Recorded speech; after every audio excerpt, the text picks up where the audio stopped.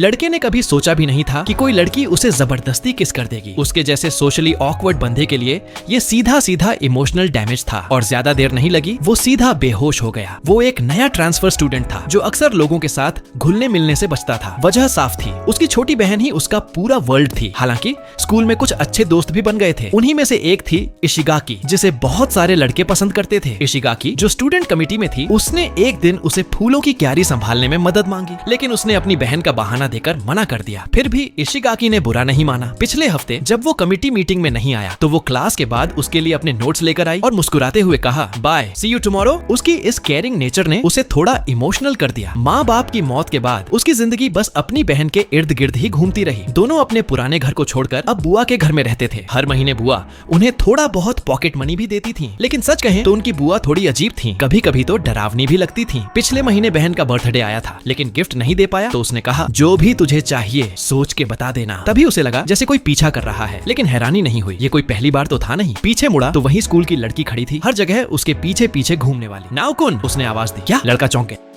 नाओकुन, नाओकुन, नाओकुन, नांदायो।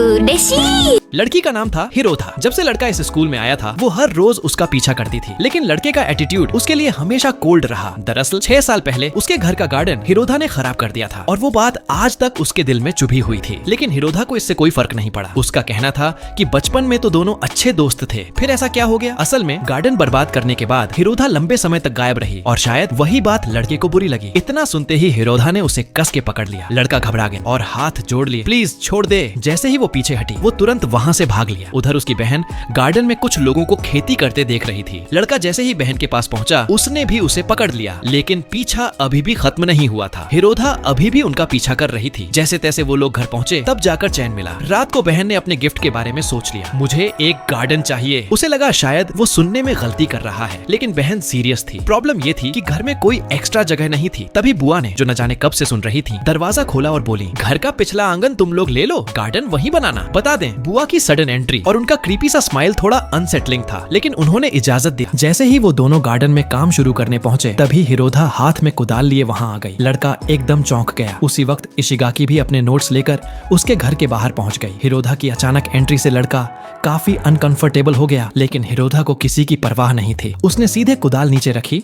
उसने कोई मौका दिए बिना फिर से उसे किस कर लिया। गेट पर खड़ी इशिगाकी ये सब अपनी आंखों से देख रही थी। उसका चेहरा पूरी तरह शॉक में था और फिर वो पल हिरोधा ने लड़के को जमीन पर गिरा दिया। जैसे एक बार काफी नहीं था, उसने दोबारा किया। लड़का अंदर से भाड़ में जाओ वाला फील ले रहा। उसे ये सीक्रेटली एंजॉय भी हो रहा था। करीब 2.5 मिनट बाद हिरोधा पूरी तरह सेटिस्फाइड थी, लेकिन लड़का बेहोश हो चुका था। जब होश आया तो उसे लगा वो कोई अजीब सपना देख रहा था। तभी बुआ ने दरवाजा खोला और बोली, अगली बार अगर फिर से गार्डन में ऐसी हरकत की तो मैं तुम्हें सबक सिखा दूंगी। स्कूल में कल जो कुछ हुआ था उसकी वजह से इशिगाकी काफी अनकंफर्टेबल लग रही थी। इस बार उसने नोट्स देने की जरूरत भी महसूस नहीं की। जब लड़का उससे मिला उसने माफी मांगी और बोला कि आज फिर से कमेटी मीटिंग नहीं अटेंड कर पाएगा, ऑब्वियसली उसकी बहन की वजह से। दोनों आपस में ठीक ठाक बात करने लगे, लेकिन पीछे से हिरोधा फिर प्रकट हो गई और इशिगाकी के पास आकर उसके फीचर्स पर कमेंट्स करने लगी। लगता है लड़के को यही टाइप पसंद है। दोनों की चीक्स तुरंत गुलाबी हो गईं। लड़के ने झट से हिरोधा का हाथ पकड़ा और उसे वहाँ से दूर ले गया। छत पर पहुंचकर थोड़ी राहत मिली। हिरोधा ने उसके हाथ में वही कुदाल थमाई जो 6 साल पहले उसने इस्तेमाल की थी। तब वो गार्डन में खुदाई करता था और हिरोधा खेलने आ जाती थी। वो उसे ताजे टमाटर देता और धीरे धीरे दोनों अच्छे दोस्त बन गए थे। पर एक दिन हिरोधा ने उसी कुदाल से पूरा गार्डन तहस नहस कर दिया और उसी दिन गायब हो गई। लड़के ने आज तक नहीं पूछा कि क्यों किया, लेकिन आज हिरोधा ने माफी मांगी। उसने कहा, मैं जानती हूँ तुम अब भी मुझसे नाराज हो, माफी मांगना जरूरी था। फिर उसने स्कर्ट उठाई और बोली, तुम जो चाहे कर सकते हो। लड़का इतना शर्मा गया कि फौरन टॉपिक बदल दिया। हिरोधा चुपचाप चली गई। शाम को जब वो घर लौटा तो देखा कि उसकी बहन और हिरोधा साथ में थी। उसकी बहन के पैर में चोट लगी थी। वो कुछ एक्सप्लेन करने ही वाली थी कि लड़के ने गुस्से में बात काटी, कुदाल उठाई और हिरोधा को धमका।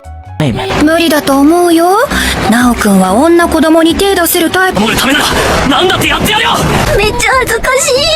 お兄ちゃん。कि बहन को छोड़ दे। असल में ये सब एक बड़ा मिसअंडरस्टैंडिंग था। बहन फिसल कर गिर गई थी और हिरोधा ने उसे उठाया। इसके बाद हिरोधा को उन्होंने गार्डन डेकोरेशन में मदद के लिए इनवाइट किया था। घर के बाहर इशिगाकी फिर से दिखी। इस बार उसने कहा कि उसे लड़के से कुछ इम्पोर्टेंट बात करनी है। अगले दिन दोनों साथ सुपरमार्केट गए गार्डनिंग का सामान लेने। वहीं उसने कैजुअली पूछ लिया, तुम दोनों मतलब तुम और हिरोधा रिलेशनशिप में हो क्या? लड़के लड़के ने साफ इनकार किया। बस बचपन की जान पहचान है। ये सुनकर इशिगाकी ने विजिबली राहत की सांस ली। वापसी में दोनों अलग अलग रास्ते से घर लौटे। लड़का सीधा गार्डन के काम में लग गया। तभी उसने देखा हिरोधा ने कपड़े उतारने शुरू कर दिए। वो घबरा गया, दौड़ते हुए उसके पास गया और रोक लिया। だって汗かいて気持ち悪いしすぐ